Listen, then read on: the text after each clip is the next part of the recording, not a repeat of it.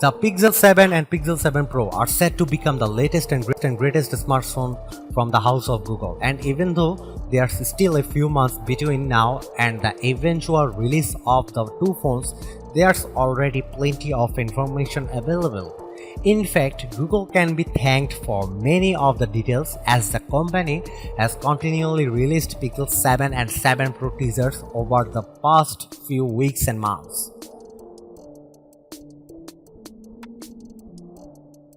The Pixel series of smartphones still have some way to go before they fully take on the likes of the latest iPhone or Galaxy S series phone, but Google has been making some major strides in developing the lineup. Currently in its 6th generation, the Pixel 6 and Pixel 6 Pro